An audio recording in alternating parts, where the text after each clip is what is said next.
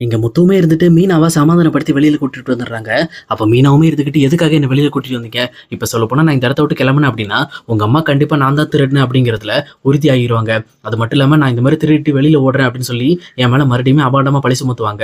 இந்த விஷயம் மட்டும் எங்க அம்மாவுக்கு தெரிஞ்சது அப்படின்னா, அவங்க ரொம்பவே வருத்தப்படுவாங்க" அப்படின்னு சொல்லிட்டு மீனாவே ரொம்பவே ஃபீல் பண்ணி அழுதுகிட்டு இருக்காங்க. இத கேட்டுட்டு இருக்க முத்துவுமே, "கவலைப்படாத மீனா, நான் சொல்றத முதல்ல தெளிவா கேளு. எங்க அம்மா சொல்றதுல பாதி தான் உண்மை. மீதி வந்து பொய்யா தான் இருக்கும். ஏன்னா, அவங்க பாரு அவங்களே கேள்வி கேட்டுட்டு அவங்களே பதில் சொல்லிக்கிறாங்க. அவங்க சொல்றதுல எதுவுமே உண்மையா இருக்கிற மாரி எனக்கு தெரியல. நம்ம முதல்ல வந்து பார்வதி ஆன்ட்டியோட வீட்டுக்கு போய் நான் விசாரிக்கணும். நீ முதல்ல உன்னோட வேலைய போய் பாரு. நான் பார்வதி ஆன்ட்டி வீட்டுக்கு போயிட்டு வரேன் அப்படின்னு சொல்லிட்டு, இவங்க முத்துவுமே டைரக்ட்டா பார்வதியோட வீட்டுக்கு போறாங்க. அங்க போயிட்டு இந்த பக்கம் பார்வதிய பார்த்து, உங்ககிட்ட நான் ஒரு விஷயம் பேசணும். இந்த மாரி பணம் காணாம போச்சுன்னு சொன்னீங்கல்ல, மீனா எடுத்தத நீங்க பார்த்தீங்களா? அப்படின்னு சொல்லி கேட்கறாங்க. அப்ப பார்வதியும் இருந்துட்டு, இல்ல முத்து, அவ எடுத்திருக்க மாட்டா. எனக்கு நம்பிக்கை இருக்கு அப்படின்னு சொல்லி சொல்றாங்க. அப்ப நீங்க எதுக்காக ஃபோன்ல எங்க அம்மா கிட்ட, மீனா தான் அந்த பணத்த எடுத்திருப்பான்னு சொல்லி சொன்னீங்க அப்படின்னு சொல்லி கேட்கறாங்க. இத கேட்டோனே பார்வதியுமே ரொம்பவே தயங்க ஆரம்பிக்கிறாங்க. இங்க முத்துவுமே இருந்துகிட்டு, தயவு செஞ்சு நான் உங்கள தான் நம்பியிருக்கேன். என் மனைவி மேல சம்மந்தமே இல்லாத பழி விழுந்துகிட்டு இருக்கு. மீனா அப்படி பண்ற ஆளே கிடையாது. உங்களுக்கு தெரியும், எனக்கும் தெரியும். எதுக்காக எங்க அம்மா இப்படி பண்ணிட்டு இருக்காங்கன்னு எனக்கு ஒண்ணுமே புரியல. முதல்ல எனக்கு நீங்க உண்மைய சொல்லுங்க அப்படின்னு சொல்லி சொல்றாங்க.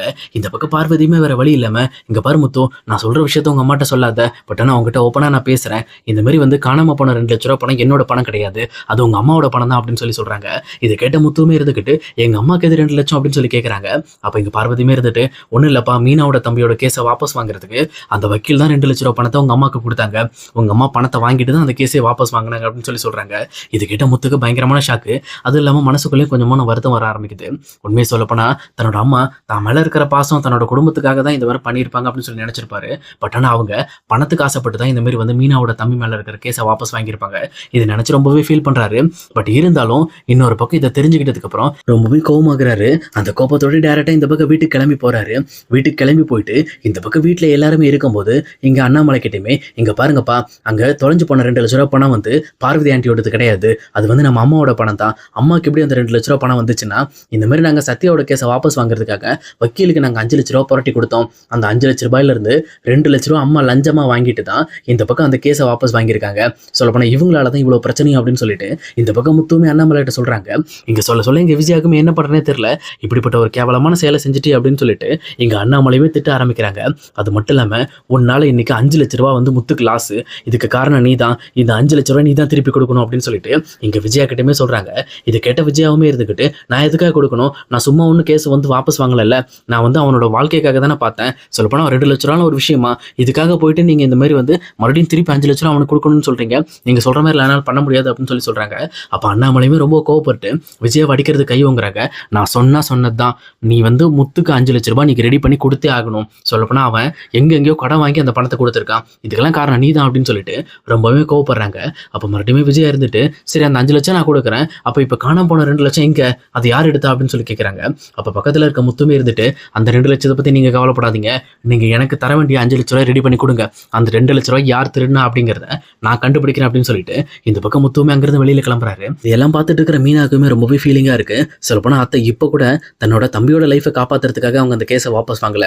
அந்த பணத்துக்காக ஆசைப்பட்டு தான் கேஸ வாபஸ் வாங்கியிருக்காங்க அப்படின்னு சொல்லி தெரிஞ்சுக்கிட்டு, அவங்களுமே ரொம்பவே வருத்தப்பட ஆரம்பிக்கிறாங்க. பட் அவங்களோட வருத்தத்த மனசுக்குள்ளே வச்சுட்டு, கண்டிப்பா முத்து இந்த உண்மைய கண்டுபிடிச்சு, அந்த பணத்த யார் திருடுனாங்க அப்படிங்கிற விஷயத்த வெளியில கொண்டு வருவாங்க அப்படின்னு சொல்லி நம்பிக்கையோட, அவங்களுமே அவங்களோட வேலைய போய் பார்க்க போறாங்க.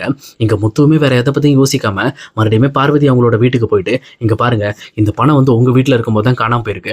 இந்த பணத்த யார் யாரெல்லாம் பார்த்தாங்க? சொல்லப்போனா இந்த மாரி அத்தை 2,00,000 வாங்குன விஷயம் யாருக்கெல்லாம் தெரியும் அப்படிங்கிற விஷயத்த எனக்கு டீட்டெயிலா சொல்லுங்க" அப்படின்னு சொல்லி கேட்கறாங்க. இந்த பக்கம் பார்வதியுமே இருந்துகிட்டு, "இங்க பாருப்பா, நான் வந்து பணத்த ஏற்கனவே வாங்கி நாங்க வீட்ல வச்சுட்டோம். கிட்டத்தட்ட 1 வாரத்துக்கு மேல பணம் எங்க வீட்ல தான் இருந்துச்சு. நாங்களுமே அந்த விஷயத்த பெருசா எடுத்துக்கல. அதுக்கப்புறம் ஒரு நாள் மீனா வந்து பூ குடுக்க வந்திருந்தா என்ன பார்க்கறதுக்கு.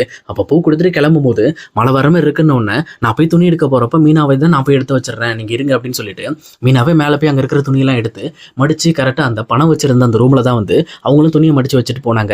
அதுக்கப்புறம் நாங்க கொஞ்ச நேரம் கழிச்சு சாரி வாங்கிட்டு இருந்தா விஜயா. அந்த சாரிக்காக பணம் குடுக்கறதுக்காக தான் நாங்க அந்த பணத்த போய் பார்த்தோம். அங்க பார்க்கும்போது அந்த பணம் அங்க இல்ல. அப்போ வந்து மீனா தான் கடைசியா வந்தான்னு சொல்லிட்டு மீனா மேல பழி சுமத்திட்டாங்க. ஆனா எனக்கு நல்லாவே தெரியும் மீனா ஒரு நல்ல பொண்ணு. அவள பத்தி நான் வந்து ஸ்டார்ட்டிங்ல தான் நான் தெரிஞ்சுக்கிட்டு இருக்கேன். அதனால மீனா இத எடுத்திருக்க மாட்டான்னு எனக்கு நம்பிக்கை இருக்கு அப்படின்னு சொல்லி சொல்றாங்க. அப்போ முத்துவுமே யோசிச்சு பார்த்துட்டு, "அப்ப வேற யாருக்காவது தெரியுமா இந்த விஷயம்? முதல்ல இந்த பணம் இருக்கிற விஷயம் யாருக்கு தெரியும்? தெளிவா சொல்லுங்க" அப்படின்னு சொல்லி கேட்கிறப்போ, "ஆமா, இந்த பக்கம் ரோகிணிக்கும் தெரியும்" அப்படின்னு சொல்லி சொல்றாங்க. இத கேட்ட முத்துவுமே வந்து, "ரோகிணிக்கா? ரோகிணியா இங்க வந்தா அப்படின்னு சொல்லி கேட்கிறப்போ பார்வதியும் சொல்ல ஆரம்பிக்கிறாங்க, இல்லப்பா இந்த மாதிரி வந்து ரோகிணி அங்க ஒரு ஏதோ ஒரு கஸ்டமர் அட்டன் பண்றதுக்கு வந்தா, கிட்டத்தட்ட நாங்க பணம் வாங்கி ஒரு 2 நாள்ல அவ வந்திருப்பான்னு நினைக்கிறேன். அவ வந்து இந்த மாதிரி வந்து அந்த கஸ்டமரை பார்த்துட்டு என்னையும் பார்க்க வந்திருந்தா, அது இல்லாம அத்தையை பார்க்கலாம்னு சொல்லி வந்திருந்தா. அப்போ விஜய் வெளியில போயிருந்ததுனால என்கிட்ட கேஷுவலா பேசிட்டு இந்த மாதிரி வந்து எனக்கு ஷோல்டர் வலிக்கணும்னே எனக்கு மசாஜ் எல்லாம் பண்ணி விட்டுட்டு இருந்தா.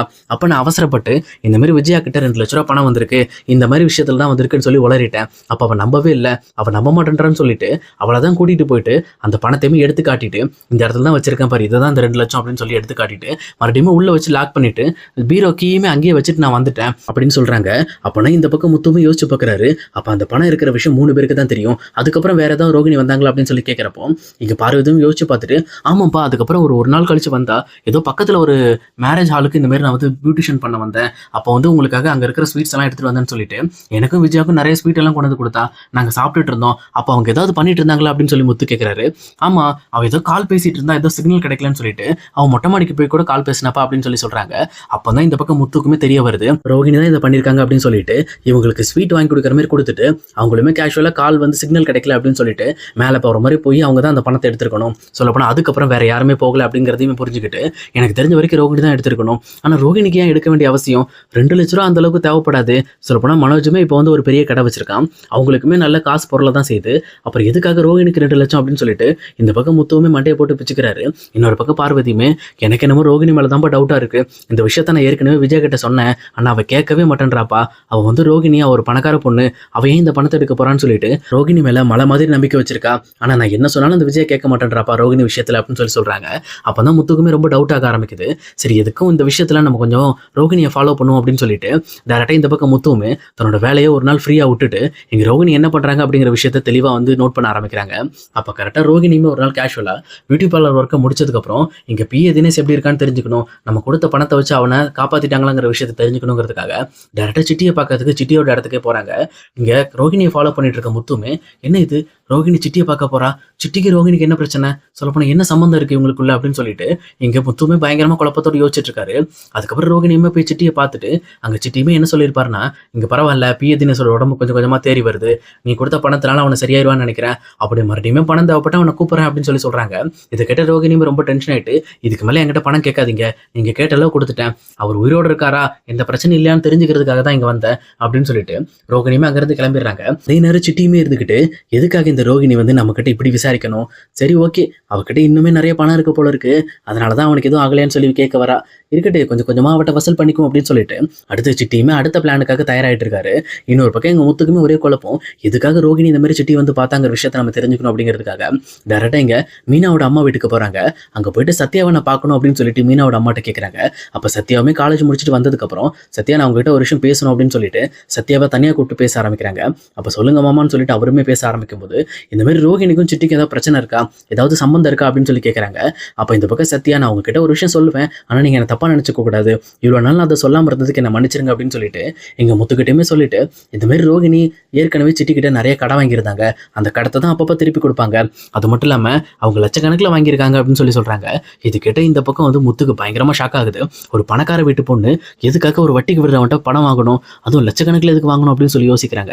அப்போ சத்யா கிட்ட இங்கே முத்துமே ஒரு ஹெல்ப் கேட்குறாரு. இங்கே பாரு சத்யா, இந்த ரோகிணி வந்து 2 லட்ச ரூபாய் இப்போ 2-3 நாளைக்கு முன்னாடி எங்கேயோ இருந்து எடுத்துகிட்டு வந்திருக்கா, அந்த பணத்தை சிட்டிக்கிட்ட தான் கொடுத்தாங்களா அப்படிங்கிற விஷயத்த நான் தெரிஞ்சுக்கணும், உனக்கு தெரிஞ்ச பழைய ஆளுங்க யாராக இருந்தாங்கன்னா கொஞ்சம் விசாரிச்சு பார்க்குறியா அப்படின்னு சொல்லி கேட்குறாங்க. உடனே சத்யாவுமே சரி மாமா எனக்கு ஒரு ஃப்ரெண்ட் ஒருத்தர் இருக்காப்ல, நான் அவர்கிட்ட வேணா கால் பண்ணி கேட்குறேன் அப்படின்னு சொல்லிட்டு எப்பயுமே சிட்டி கூட இருக்கிற ஒரு அடியாளுக்குமே சத்யா கேஷுவலாக கால் பண்ணிட்டு இந்த மாதிரி வந்து நம்ம தலைவருக்கு இந்த மாதிரி ஒரு 2 லட்ச ரூபா பணம் வந்துச்சா ரோகிணியால அப்படின்னு சொல்லி கேட்குறாங்க. ஆமாப்பா தலைவர் சும்மா ஆட்டையை போட்டு வாங்கிட்டாப்ல, பேசுகிற பேச்சில் அந்த பொண்ணு பயந்து வந்து கொடுத்துட்டு போச்சு 2 லட்ச ரூபாய், இப்போ தான்ப்பா அந்த பொண்ணு கொடுத்துட்டு போய் 2 நாள் ஆச்சு அப்படின்னு சொல்லி சொல்கிறாங்க. இதை கேட்ட சத்யாவுமே கன்ஃபார்ம் பண்ணிக்கிறாரு. அதுக்கப்புறம் அந்த அடியாளோட காலை கட் பண்ணிட்டு இந்த பக்கம் முத்துக்கிட்டையுமே சொல்கிறாங்க, ஆமாம் மாமா நீங்கள் சொன்னது கரெக்டு தான், இந்த மாதிரி ரோகிணி 2 நாளைக்கு முன்னாடி ஒரு 2 லட்ச ரூபாய் கொண்டு போய் சிட்டிக்கிட்ட கொடுத்துருக்காங்க, ஆனால் எதுக்காக கொடுத்தாங்கன்னு தெரியல அப்படின்னு சொல்லி சொல்கிறாங்க. இதை கேட்டோன்னே இந்த பக்கம் தெளிவாகவே புரிஞ்சிருது. முத்துவுமே வேற எதை பற்றியுமே யோசிக்காம ரோகிணியை தேடி அவங்களோட பார்லருக்கே போகிறாங்க. பட் ஆனால் அங்கே ரோகிணி இல்லை, அவங்களுமே எங்கேயோ வெளியில் எங்கேயோ பார்லர் பண்ண போயிருப்பாங்க. அப்போ அங்கே இருக்கிற ஸ்டாஃப்ஸ் கிட்டையுமே எங்கம்மா உங்களோட ஓனர் மேடமை காணும் அப்படின்னு சொல்லி கேட்குறப்போ ஓனர் மேடமா அவங்களே கடையை எப்போ வித்துட்டாங்க. அவங்கள எப்போ பார்த்தாலும் யார் வந்தாலும் என்ன ஓனர் மேடம் சொல்றீங்க. அவங்களே எங்க கடையில சும்மா ஸ்டாஃபா தான் வேலை பார்த்துட்டு இருக்காங்க. எங்களோட ஓனர் வேற ஆள் அப்படின்னு சொல்லிட்டு இந்த பக்கம் அவங்களோட ஓனரை சொல்றாங்க. இது கேட்ட முத்துக்கு பயங்கரமான ஷாக்கா இருக்கு. என்ன இது, இந்த பியூட்டி பார்லர் கூட அவ்வளவு இல்லையா, அப்ப எல்லாமே போய் தானா அப்படின்னு சொல்லி யோசிச்சுட்டு இருக்காங்க.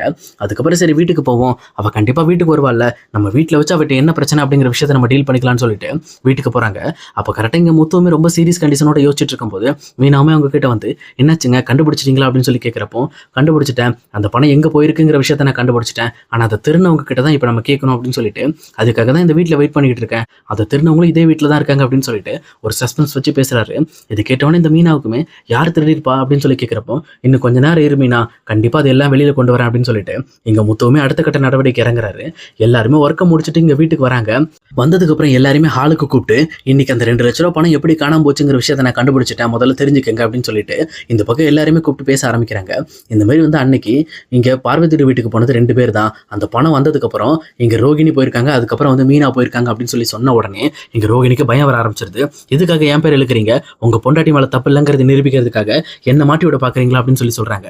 இதை கேட்ட முத்துவமே இருந்துக்கிட்டு இங்க பாருங்க, சும்மா சும்மா தேவையில்லாம ஒருத்தர் மேல பழி போடுறது, அவங்க மேல குறை சொல்றது, இந்த மாதிரி திருடுறது, இப்படிப்பட்ட வேலைலாம் எனக்கும் தெரியாது, என்னோட மனைவிக்கும் தெரியாது, அதெல்லாம் தெரிஞ்சவங்க தான் இந்த வீட்டில் நிறைய பேர் இருக்காங்க, புரியுதுங்களா, முதல்ல சொல்றதை தெளிவாக்கலுங்க அப்படின்னு சொல்லிட்டு அந்த வீட்டில இருந்து இந்த 2 பேர்ல ஒருத்தர் தான் பணம் தேடி இருக்காங்கன்னு சொல்லி அம்மா சொன்னாங்கல்ல, அது உண்மைதான், அந்த பணத்தை திருடினது ரோகிணி தான் அப்படின்னு சொல்லி சொல்றாங்க. இது கிட்டோன்னு ரோகிணி பயந்துகிட்டு எதுக்காக என்ன சொல்றீங்க, இந்த மாதிரி நான் எதுவும் பண்ணவே இல்லை, இவங்க போய் சொல்றாங்க அப்படின்னு சொல்லிட்டு அவங்க விஜயாட்டையுமே நியாயம் சொல்ல போறாங்க. அப்ப விஜயாவுமே ரொம்ப கோபத்தோட முத்துவை பார்த்து, ஏன்டா எப்போ பார்த்தாலும் என் மருமகளை குறை சொல்றதே வேலையை வச்சுட்டு தெரியலடா, ரோகிணி ஏன்டா அதை பண்ணணும், ஒரு பணக்கார வீட்டு பிள்ளைக்கு எதுக்குடா அந்த 2 லட்ச ரூபா, அவங்க அப்பா நினைச்சாருன்னா லட்ச லட்சமா இறக்குவாரு, அவ எதுக்குடா 2 லட்ச ரூபாய்க்கு ஆசைப்படணும் அப்படின்னு சொல்லி கேட்கறாங்க. யாரு இவங்களா, பணக்கார வீட்டு பிள்ளையா, அவங்களோட பியூட்டி பார்லர் கூட அவங்க பேர்ல கிடையாது, அவங்க அந்த பியூட்டி பார்லரை எப்போ வித்துட்டாங்க. அதை விட முக்கியமா இன்னொரு விஷயம் என்னன்னா, அவங்க வட்டிக்காரனுக்கு வட்டி கொடுத்துக்கிட்டு இருக்காங்க, லட்ச லட்சமா கடன் வாங்கி அவனுக்கு வட்டி கட்டிக்கிட்டு இருக்காங்க, இவங்க வந்து பெரிய பணக்காரங்களா அப்படின்னு சொல்லிட்டு இந்த பக்கம் முத்துவுமே கேள்வி கேட்க ஆரம்பிக்கிறாரு. இதை கேட்டவனு இங்க ரோகிணிக்கு என்ன பண்றேன்னு தெரியல, எப்படி இவருக்கு இதெல்லாம் தெரிஞ்சது, ஒருவேளை எல்லா விஷயத்தையும் கண்டுபிடிச்சிட்டாரு அப்படின்னு சொல்லிட்டு ரொம்பவே பயந்துகிட்டு இருக்காங்க. இன்னொரு பக்கம் அண்ணாமலையுமே இருந்துக்கிட்டு, என்னம்மா இது, என்ன ரோகிணி இது, முத்து சொல்றான், முத்து சொல்றதெல்லாம் உண்மையா, கடன் வாங்கிட்டு வட்டி கட்டிட்டு இருக்கியா, எதுக்காக நீ கடன் வாங்கின அப்படின்னு சொல்லிட்டு அண்ணாமலை கேள்வி கேட்கிறாரு. இங்க அவருமே கேள்வி கேட்ட ஆரம்பிச்ச உடனே இங்க மனோஜுமே வந்துட்டு, என்ன ரோகிணி சொல்ற, கடன் வாங்கி வச்சிருக்கியா, எங்க வாங்கின, எதுக்காக வாங்கின அப்படின்னு சொல்லிட்டு அவருமே கேள்வி கேட்கிறாரு. இங்க விஜயாவுமே ரொம்ப டவுட்டோட, என்ன இது ரோகிணி இப்படிலாம் பண்ணியிருக்காளா அப்படின்னு சொல்லிட்டு அவங்களுமே ரொம்ப கியூரியாசிட்டியில இருக்காங்க. அதே நேரம் முத்துவுமே, இதை விட நீங்க பெரிய தப்பெல்லாம் பண்ணியிருக்கீங்கன்னு நினைக்கிறேன் பார்லர் மேடம், அதனாலதான் உங்களுக்கு இன்னுமே வந்து பயமே வரல, உங்க பயத்தை நான் கொண்டு வர பாருங்க அப்படின்னு சொல்லிட்டு